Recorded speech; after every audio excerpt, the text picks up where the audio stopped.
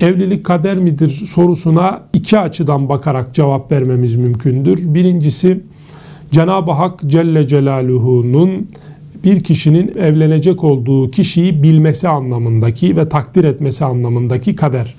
Biz biliyoruz ki bizim iradi fiillerimizle yapmış olduğumuz işler, kendi ihtiyarımız, tercihimizle yapmış olduğu işleri Cenab-ı Hakk'ın ezelde bilmesi uluhiyetinin bir gereğidir. Zira Cenab-ı Hak böyle işleri yaratmış olduğu kulların ne yapacağını bilmemesi elbette cehalet olmuş olur. Böyle bir şey Cenab-ı Hakk'a kesinlikle yaraşmaz. Allah Teala ilah olduğundan dolayı, insanlardan farklı olduğundan dolayı yaratmış olduğu şeylerin ileride neyi tercih edeceğini, ne yapacağını, iradesini hangi minvalde kullanacağını da bilir. Bu anlamda bir kulun yeri ve zamanı geldiğinde kendisine eş olacak olan kişiyi sevmesi ve onu tercih etmesini Cenab-ı Hak ezelde bilir ve takdir eder.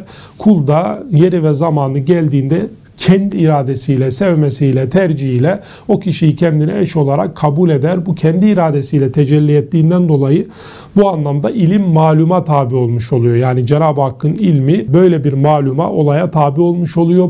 Allah Teala'nın ezelde onu bilmiş olması kişinin iradesinde herhangi bir tesir oluşturmuyor. Kişi kendi tercih etmiş oluyor, kendi sevmiş oluyor. Tabii ki bu anlamda da kader olmuş oluyor. Çünkü mevcudatta meydana gelen bir şeyin kader çerçevesinin dışına çıkması elbette mümkün değil. Fakat bu anlamdaki kader biraz daha ilmin, kaderin olmuş olan şeye tesir etmemesi manasında bir kaderdir.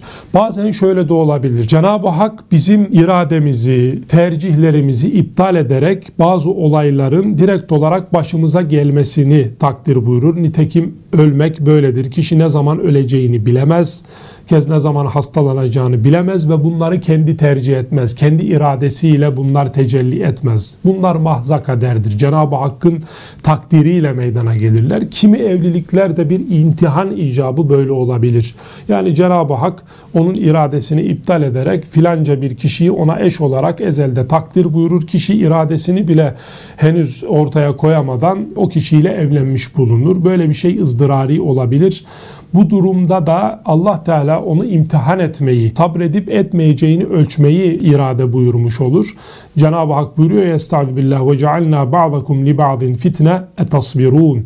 Bir kısmınızı diğeri için fitne kıldık, imtihan kıldık. Bakalım sabredecek misiniz? Bu az da olsa bazı kullar için söz konusu olabilir, bazı durumlar için söz konusu olabilir. Bu anlamda da elbette ki evlilik bir kader olmuş oluyor.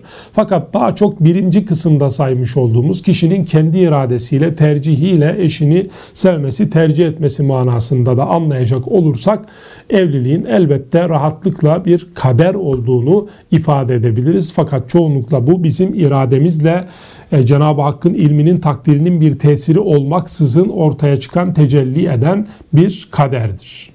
Bu sohbetlerimizi sürdürebilmemiz için lütfen bu videonun altındaki süper teşekkür butonuna tıklayarak destek olun.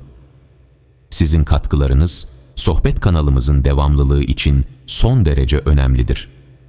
Hayra vesile olan, hayrı yapan kimse gibidir. Daha geniş kitlelere ulaşmamız için videoyu beğenip paylaşmayı unutmayınız.